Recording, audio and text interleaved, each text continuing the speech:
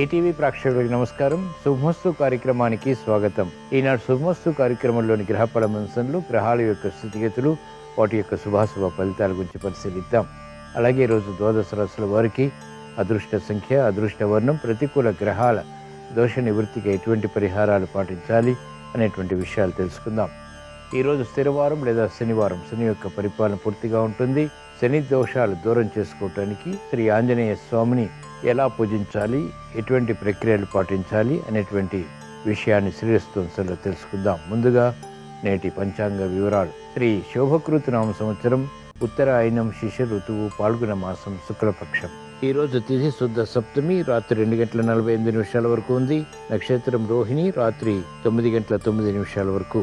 రాహుకాలం ఉదయం 9 గంటల నుంచి 10:30 వరకు. ఇప్పుడు గ్రహాల యొక్క స్థితిగతులు పరిశీలిద్దాం. బృహస్పతి సంచారం మేష క్షేత్రంలో సవ్యస్థితి, చంద్ర సంచారం వృషభ క్షేత్రంలో ఉచ్చస్థితి, కేతు సంచారం కన్యాక్షేత్రంలో, కుజ శని శుక్రుల సంచారం కుంభక్షేత్రంలో. కుజుడికి శత్రుక్షేత్రం, శనికి స్వక్షేత్రం. ఈ ఇద్దరి కలయిక కూడా విపరీతమైనటువంటి ఫలితాలను కలిగిస్తుంది. యుద్ధ వాతావరణం ఉంటుంది. భూకంపాలు వంటివి ఏర్పడేటువంటి సంఘటనలు ఉంటాయి. ఆకాశ ప్రయాణాల్లో ప్రమాదాలు కూడా చేకూరుతాయి. రవి, బుధ, రాహుల సంచారం మీనక్షేత్రంలో, బుధుడికి నీచ స్థితి. ఇది ఈ రోజు ఉన్నటువంటి గ్రహస్థితి. దీని ఆధారంగా ద్వాదశ రాశుల వారికి ఏర్పడేటువంటి శుభాశుభ ఫలితాలు సూచనప్రాయంగా, గోచారపరంగా తెలుసుకుందాం. ముందుగా మేషరాశి. ఈరోజు మేషరాశి వారి ఫలితాన్ని పరిశీలించినట్లయితే ఆర్థిక వ్యవహారాలు కలిసి వస్తాయి. భూ సంబంధిత లావాదేవీల్లో ప్రయోజనకర కార్యక్రమాలు, తద్వారా విజయాలు కూడా సాధించగలుగుతారు. గతంలో కన్నా మెరుగైనటువంటి పరిస్థితులు ఆర్థికంగా అనుకూలతను పెంచుతాయి. భూ సంబంధిత లావాదేవీలు కలిసి వస్తాయి. నూతన ఉత్సాహాన్ని పెంపొందింప చేసుకునేటువంటి కార్యక్రమాలు కూడా అనుకూలతను పెంచుతాయి. మహిళలకు అత్యంత అనుకూలం. మానసిక క్లేశాలు ఉన్నప్పటికీ చేపట్టినటువంటి కార్యకలాపాలు ఆర్థికంగా కలిసి రావడంతో బలాన్ని చేకూర్చుకోగలుగుతారు. వ్యాపార రంగం వారికి క్లిష్ట సమస్యలు పరిష్కరింపబడతాయి. గతంలో చేపట్టలేనటువంటి కార్యక్రమాలు ఇప్పుడు చేపట్టి పూర్తి చేసి విజయాలు సాధించగలుగుతారు.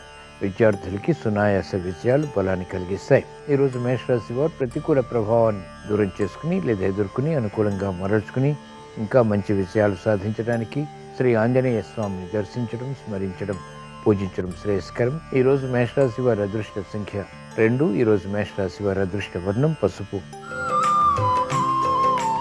ఈరోజు వృషభ రాశి వారి ఫలితాన్ని పరిశీలించినట్లయితే లాభదాయకమైనటువంటి కార్యకలాపాలు ఒక్కొక్కటిగా పూర్తి చేయగలుగుతారు. ఉద్యోగ ప్రయత్నాలు ఫలిస్తాయి. గతంలో కన్నా మెరుగైనటువంటి వాతావరణం వృత్తి, వ్యాపార, ఉద్యోగ సంబంధిత కార్యకలాపాల్లో కార్యానుకూలతని కలిగిస్తుంది. మెరుగైనటువంటి అవకాశాలు వ్యాపార రంగం వారు పొందగలుగుతారు. వృత్తిపరమైనటువంటి వ్యవహారాల్లో అపకీర్తి ఉన్నప్పటికీ ఎదుర్కోగలుగుతారు. కార్యక్రమ నిర్వహణలో నైపుణ్యం వ్యవసాయ రంగం వారికి కలిసి వస్తుంది. క్రీడారంగం వారికి ప్రాధాన్యత పెరుగుతుంది. ఉపాధ్యాయ వృత్తి వారికి అనిశ్చితి తొలగుతుంది. మెరుగైనటువంటి అవకాశాలు న్యాయవాద వృత్తి వారికి ఆర్థికంగా లాభిస్తాయి. వైద్య వృత్తి వారికి వృత్తిపరమైనటువంటి వ్యవహారాల్లో అనుకూలత కొనసాగుతుంది. ఈరోజు వృషభ రాశి వారు ప్రతికూల ప్రభావాన్ని దూరం చేసుకుని లేదా ఎదుర్కొని అనుకూలంగా మరల్చుకుని ఇంకా మంచి విజయాలు సాధించడానికి శ్రీ సుబ్రహ్మణ్య స్వామిని దర్శించడం, స్మరించడం, పూజించడం శ్రేయస్కరం. తద్వారా వేగవంతమైన విజయాలు సాధించగలుగుతారు. ఆనందం లభిస్తుంది. ఈరోజు వృషభ రాశి వారి అదృష్ట సంఖ్య 8. ఈరోజు వృషభ రాశి వారి అదృష్ట వర్ణం నీలం. ఈరోజు మిథున రాశి వారి ఫలితాన్ని పరిశీలించినట్లయితే అభివృద్ధి కార్యక్రమాలు వేగవంతంగా చేపట్టగలుగుతారు. ప్రయాణాల విషయంలో జాగ్రత్తలు పాటించాలి. మంచి శకునాలు వృత్తిపరంగా గోచరిస్తాయి.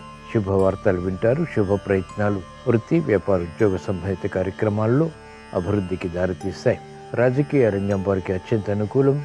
సందిగ్ధ పరిస్థితులు ఉన్నప్పటికీ మహిళలు కార్యక్రమాలు చేపట్టి అంతిమ విజయాలు సాధించగలుగుతారు. విద్యార్థులకి మెరుగైనటువంటి కార్యక్రమ నిర్వహణ కలిసి వస్తుంది. వ్యవసాయ రంగం వారికి ఆర్థిక బలం చేకూరుతుంది. న్యాయవాద వృత్తి వారికి సంబంధ బాంధవ్యాలు మెరుగవుతాయి. వైద్య వృత్తి వారికి గుర్తింపు లభిస్తుంది. కార్యక్రమ నిర్వహణలో నైపుణ్యం సాఫ్ట్వేర్ రంగం వారికి లాభిస్తుంది. ఈరోజు మిథున రాశి వారు ప్రతికూల ప్రభావాన్ని దూరం చేసుకుని లేదా ఎదుర్కొని అనుకూలంగా మరల్చుకుని ఇంకా మంచి విజయాలు సాధించడానికి మహాకాళి అమ్మవారిని దర్శించడం, స్మరించడం, పూజించడం శ్రేయస్కరం. ఈరోజు మిథున రాశి వారి అదృష్ట సంఖ్య 5. ఈరోజు మిథున రాశి వారి అదృష్ట వర్ణం పసుపు. ఈరోజు కర్కాటక రాశి వారి ఫలితాన్ని పరిశీలించినట్లయితే ఆర్థిక వ్యవహారాల్లో జాగ్రత్తలు పాటించాలి. ప్రయాణాల విషయంలో జాగ్రత్తలు తప్పనిసరి. ఆకస్మిక చిక్కులు సమస్యలు ఏర్పడతాయి. ప్రమాదాలు నియంత్రించలేకపోతారు. క్రమశిక్షణ తప్పనిసరి. ఆలోచించి నిర్ణయాలు తీసుకోవటం క్షేమదాయకం, శ్రేయస్కరం. మెరుగైనటువంటి కార్యక్రమ నిర్వహణ వ్యాపార రంగం వారు కొనసాగించగలుగుతారు. అయినప్పటికీ ఆందోళన ఉంటుంది. విద్యార్థులు ప్రయాణాల విషయంలో జాగ్రత్తలు పాటించాలి. మహిళలకు ఆరోగ్య ఖర్చులు పెరుగుతాయి. అనిశ్చిత పరిస్థితులు వ్యవసాయ రంగం వారికి కొనసాగుతాయి. న్యాయవాద వృత్తి వారికి సందిగ్ధత ఉంటుంది. వైద్య వృత్తి వారికి వృత్తిపరమైనటువంటి వ్యవహారాల్లో పొరపాట్లు దొరుకుతాయి. రాజకీయ రంగం వారికి పరాభవాలు కొనసాగుతాయి.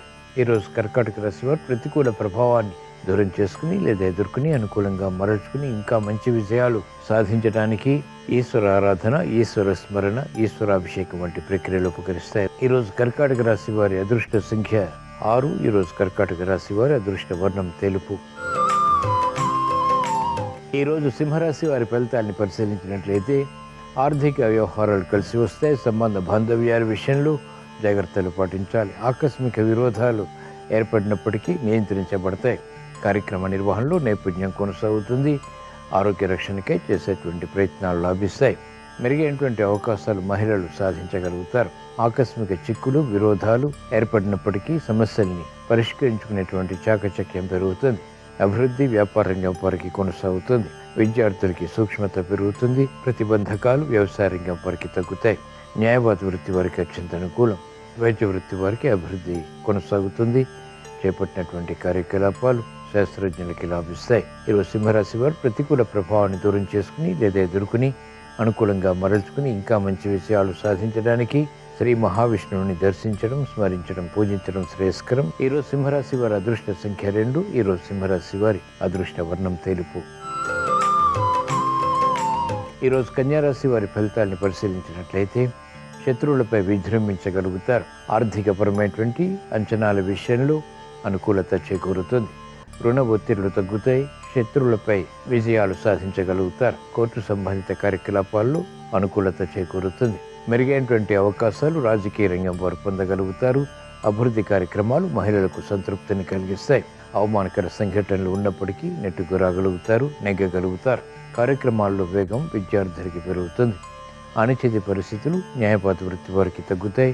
విజయాల ద్వారా ఆర్థిక బలం పెరుగుతుంది. క్రమశిక్షణతో కూడినటువంటి కార్యకలాపాలు ఉపాధ్యాయ వృత్తి వారికి రాణిస్తాయి. వ్యవసాయ రంగం వారికి అత్యంత అనుకూలం. సాఫ్ట్వేర్ రంగం వారికి ప్రాధాన్యత పెరుగుతుంది. విదేశీ ప్రయాణాలు వంటివి లాభిస్తాయి. ఈరోజు కన్యారాశి వారు ప్రతికూల ప్రభావాన్ని దూరం చేసుకుని లేదా ఎదుర్కొని అనుకూలంగా మరల్చుకుని ఇంకా మంచి విజయాలు సాధించడానికి మహాకాళి అమ్మవారిని దర్శించడం, స్మరించడం, పూజించడం శ్రేయస్కరం. ఈరోజు కన్యారాశి వారి అదృష్ట సంఖ్య 8. ఈరోజు కన్యారాశి వారి అదృష్ట వర్ణం నీలం. ఈరోజు తులారాశి వారి ఫలితాన్ని పరిశీలించినట్లయితే పిల్లల విషయంలో శ్రద్ధ తప్పనిసరి. ఆకస్మిక చిక్కులు సమస్యలు కుటుంబ రీత్యా చేకూరేటువంటి సంఘటనలు ఉంటాయి. సామరస్య ధోరణితో సమస్యలు పరిష్కరించుకోగలుగుతారు. ఆశాజనకమైనటువంటి వాతావరణం ఆర్థికంగా బలాన్ని కలిగిస్తుంది.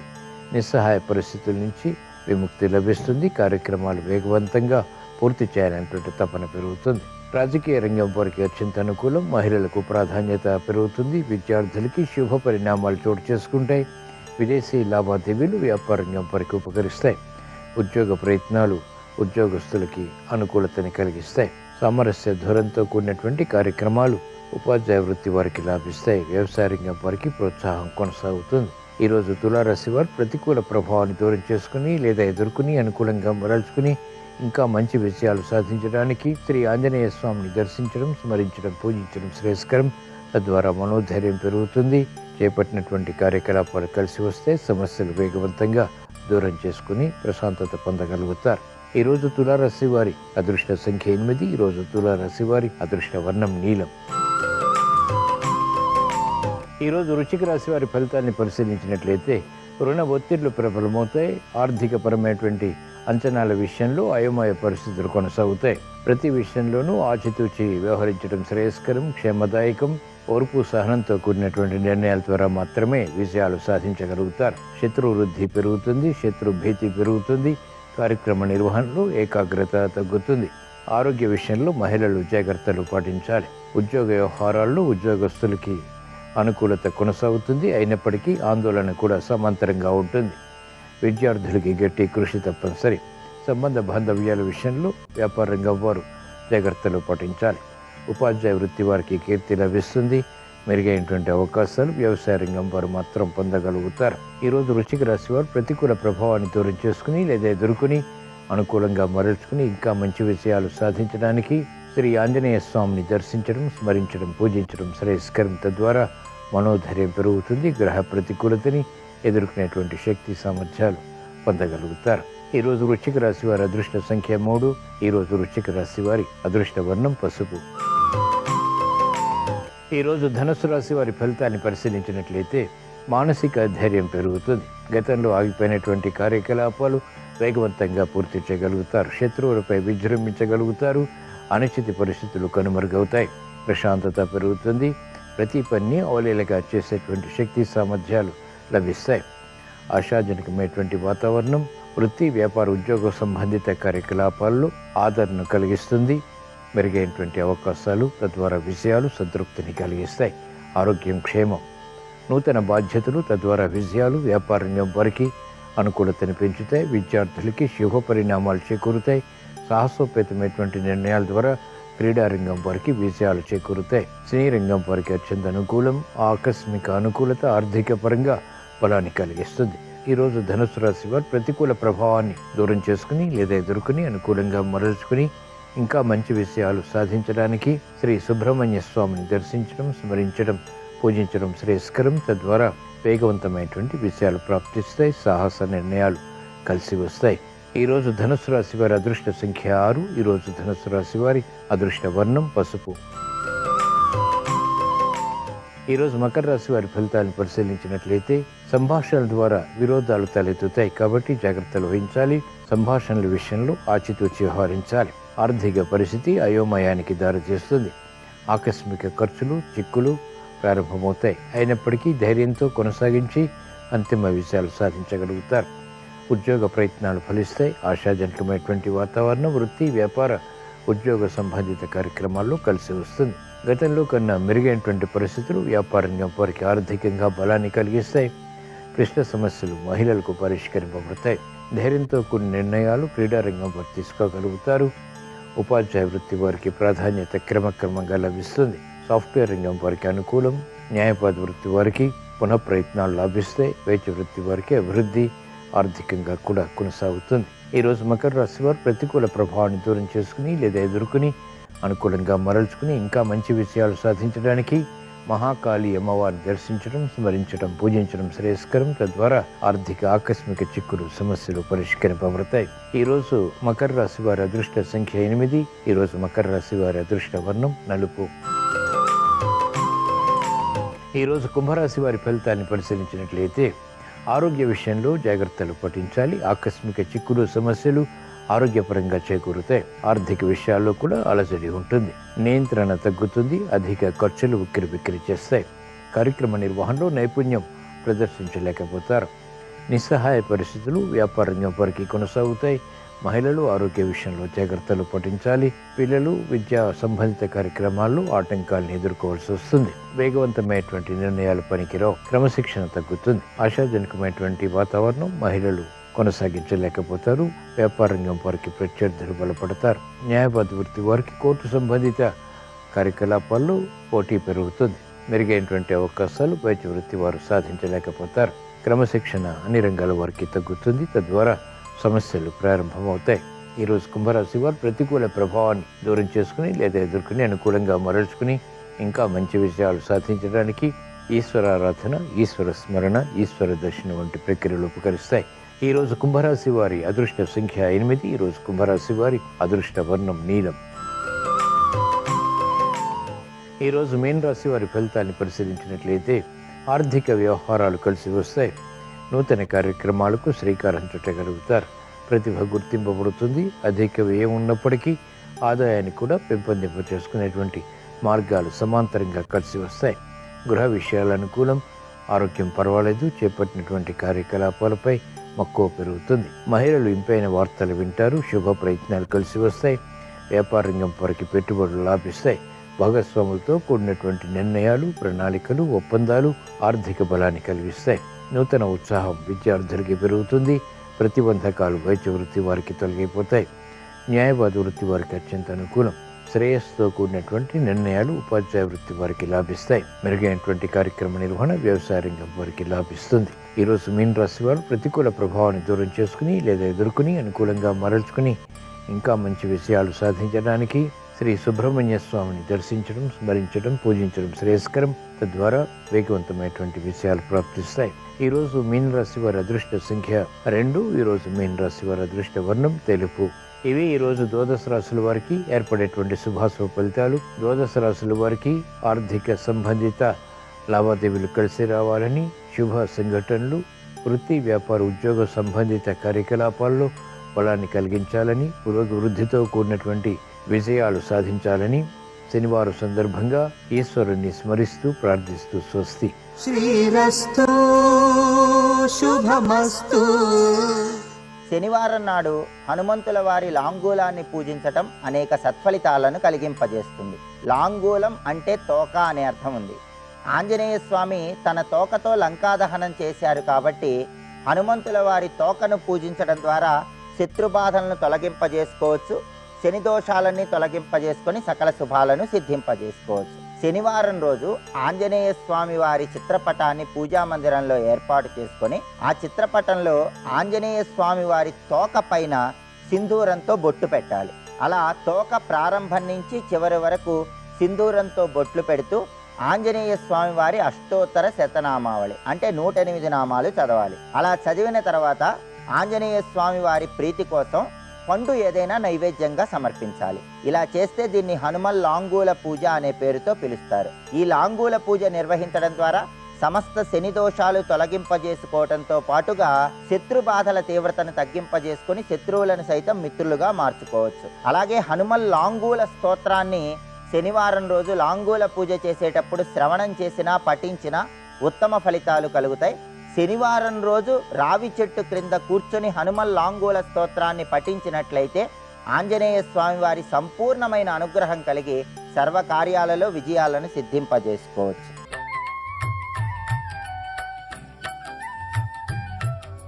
దినకరా శుభకరా దేవా దీనాధార తిమిర సంహార దినకరా శుభకరా.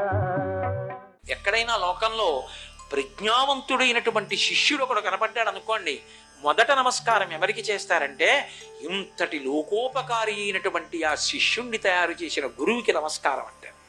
ముందు గురువుని స్మరిస్తాడు. అటువంటి గురువు ఆయన ఆస్తి, ఆయన విజ్ఞానమే. ఆ జ్ఞానం ఎవరికెడుతుంది? లోకంలో లౌకికంగా ఏ తండ్రి యొక్క సంపాదనైనా సరే ఆయన కడుపున పుట్టిన బిడ్డలకెడుతుంది. గురువు గారి ఆస్తి ఎవరికెడుతుంది? ఎవడు ఆర్తితో ఆయన మాటలు విన్నాడో వాడికి వెళ్ళిపోతుంది. ఎందుకని ఆయనకున్న ఆస్తి ఆయన జ్ఞానం ఒక్కటే. ఆ జ్ఞానం ఎవరికెడుతుంది? ఎవడు ఆర్తితో ఆయనను అనుగమించాడో వాడికెడుతుంది. కడుపున పుట్టినవాడైనా సరే వెళ్ళదు అది ఆ ఆర్తి లేనప్పుడు. అంతటి త్యాగి గురువు తప్ప ఎవరున్నారు?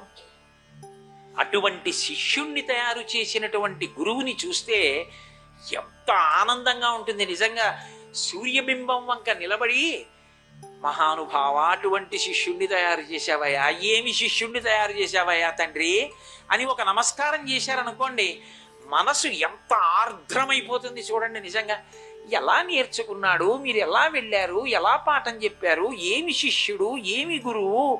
సూర్యనారాయణమూర్తికి నమస్కారం చేసినంత మాత్రం చేత హనుమ కూడా ప్రీతి చెందుతారు. ఎందుకో తెలుసా? గురువు గారికి నమస్కారం. గురువుకి నమస్కారం చేస్తుంటే లోకంలో ఏ శిష్యుడు ప్రీతి పొందడు? మా గురువు గౌరవింపబడుతున్నారని. అందుకే సూర్యుడికి చేసిన నమస్కారం చేత హనుమ కూడా ఆనందపడతారు. అంతటి నవవ్యాకరణ పండితుణ్ణి సుగ్రీవుడు అంటాడు, దేశకాలానువృత్తిశ్చ నయశ్చ నయ పండిత అంటాడు హనుమని. దేశకాలములను తెలుసుకుని దాని యందు పాటించవలసినటువంటి నియమములను తెలుసున్న వాళ్ళలో నీకన్నా గొప్పవాడు లేడు అన్నారు. అందుకే అన్ని వానరములు దక్షిణ దిక్కుకు వెడుతున్నా హనుమకిచ్చారు తప్ప ఉంగరం నాయకత్వం వహించిన అంగదుడికి కూడా ఇవ్వలేదు. అంత గొప్ప శిష్యుణ్ణి తయారు చేశారు. రెండవ వాడు మహానుభావుడు యాజ్ఞవల్కుడు. ఒకానొకప్పుడు ఆ యాజ్ఞవల్క్య మహర్షి ఆ వ్యాస మహర్షి వేదాన్నంతటినీ 4గా విభాగం చేసినప్పుడు యజుర్వేదాన్ని వైశంపాయనుడికి అప్పచెప్పాడు. ఆ వైశంపాయనుడి దగ్గర శిష్యరికం చేశాడు యాజ్ఞవల్క్యుడు. చేసి ఆయన నుండి పొందాడు ఆ యజుర్వేదాన్ని. పొందిన తరువాత గురువుగారికి శిష్యుడికి ఏదో చిన్న భేదం వచ్చింది, మాట భేదం. మర్యాద ఇద్దరు ఏం తప్పరు, ఏదో ఎక్కడో చిన్న మాట భేదం వచ్చింది.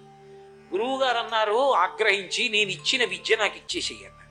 ఆయన వెంటనే కక్కేశాడు నేర్చుకున్న విద్యని, యజుర్వేదాన్ని బయటికి కక్కేశాడు. తిత్తిరి పిట్టల రూపంలో తిన్నారు ఋషులు. ఇప్పుడు మళ్ళీ వేదం నేర్చుకోవడానికి సూర్యుడి దగ్గరికి వెళ్ళాడు. గురువుగారితో చిన్న అభిప్రాయ భేదం వచ్చింది. గురువుగారు నేర్పిన విద్య ఇచ్చి కక్కేశాను, అందుకని నాకు ఇప్పుడు మళ్ళీ మీరు వేదం నేర్పండి అన్నాడు. యాజ్ఞవల్క్యుని యొక్క గొప్పతనం చూసి సూర్యుడు నేను నేర్పుతాను వేదమని ఆయన నేర్పాడు. గురువుగారు చెప్పిన వేదమే మళ్ళీ చెప్పారనుకోండి, అంటే నే చెప్పింది కక్కేస్తే మళ్ళీ మీరు చెప్పారా అన్న దోషం వస్తుంది.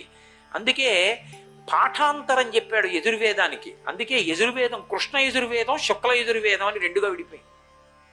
దక్షిణ దేశం అంతా కృష్ణ యజుర్వేదం, ఉత్తర భారతదేశంలో శుక్ల యజుర్వేదం కనపడుతుంది.